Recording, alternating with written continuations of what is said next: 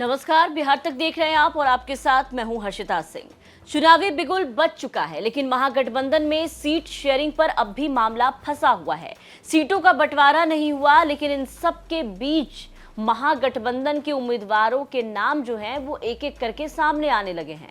इन सब में एक नाम जो कल से सोशल मीडिया पर काफी ज्यादा चल रहा है, चर्चा में है, वो नाम है दिवंगत एक्टर सुशांत सिंह राजपूत की बहन दिव्या गौतम का, जो महागठबंधन की उम्मीदवार बनाई जा चुकी हैं। महागठबंधन में सीट शेयरिंग नहीं हुआ है, लेकिन दिव्या गौतम को टिकट मिलना तय है। संभावित प्रत्याशियों के नाम जो है वो सामने आने लगे हैं। दीघा विधानसभा सीट से सीपीआई-एमएल की उम्मीदवार दिव्या गौतम को बनाया गया है।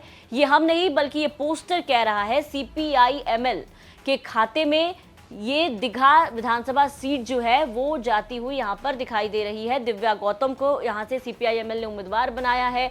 ये पोस्टर उसका गवाह है। 15 अक्टूबर को बताया जा रहा है कि दिव्या गौतम जो है वो पटना जिले की सीट से नामांकन भी करेंगी, जिसका पोस्टर सोशल मीडिया पर वायरल है। दीघा सीट जो है वो फिलहाल आपको बता दें कि ये सीट फिलहाल बीजेपी के कब्जे में है और अब महागठबंधन से ये सीट सीपीआई-एमएल के खाते में जाती हुई दिख रही है।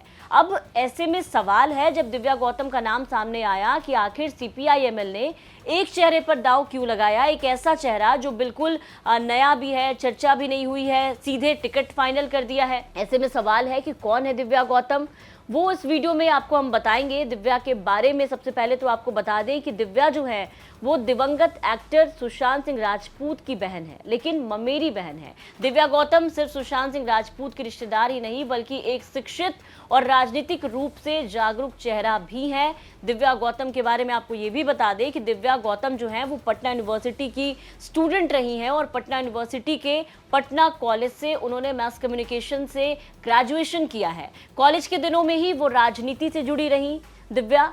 इसके अलावा साल 2012 में पटना विश्वविद्यालय छात्र संघ के चुनाव में अध्यक्ष पद की दौड़ में दूसरे स्थान पर भी रही। इतना ही नहीं, इसके अलावा आपको बता दें कि पहले अटेम्प्ट में ही उन्होंने 64वीं बीपीएससी में सफलता हासिल की। आपूर्ति निरीक्षक के पद पर उनका चयन भी हुआ था। हालांकि उन्होंने बीपीएससी की नौकरी नहीं की। फिलहाल वो पीएचडी कर रही हैं, यूजीसी नेट क्वालिफाइड भी हैं और इन सब के बीच अब राजनीति में एंट्री करने को पूरी तरीके से दिव्या गौतम तैयार हैं। इनके चाचा नीरज बबलू बीजेपी में हैं। महागठबंधन, आरजेडी, कांग्रेस, सीपीआई-एमएल, वीआईपी में सीटों के अंतिम बंटवारे को लेकर के अभी बातचीत चल रही है, लेकिन सभी दलों ने अपनी पारंपरिक सीटों पर उम्मीदवारों की पहचान लगभग तय कर ली है। 2020 में जो पार्टी जिस सीट से चुनाव लड़ी थी, इस बार भी वो उसी पर दावा कर रही है। फिलहाल सीटों पर बंटवारा जो है अभी सामने नहीं आया है, लेकिन एनडीए की अगर हम बात करें तो एनडीए में सीटों का बंटवारा कर लिया गया है, मामला सुलझा लिया गया है। लेकिन महागठबंधन में अब भी कलेश जो है वो जारी दिखाई दे रहा है। देखना होगा कि महागठबंधन आखिर कब तक अपने सीटों का जो बंटवारा है वो करता है, किसके खाते में कितनी सीटें जाती हैं, कौन सी सीट किसके हाथ से निकलती है। फिलहाल चर्चा दिव्या गौतम की हो रही है। 15 तारीख को बताया जा रहा है कि दिव्या गौतम जो है वो नॉमिनेशन करेंगी। ऐसे में देखना होगा कि बाकी जो दल हैं उनको कितनी कितनी सीटें मिलती हैं। फिलहाल दिव्या गौतम को टिकट मिलने पर आपकी क्या राय है, कमेंट करके जरूर बताएं। बिहार की तमाम खबरों के लिए आप बने रहे बिहार तक के साथ।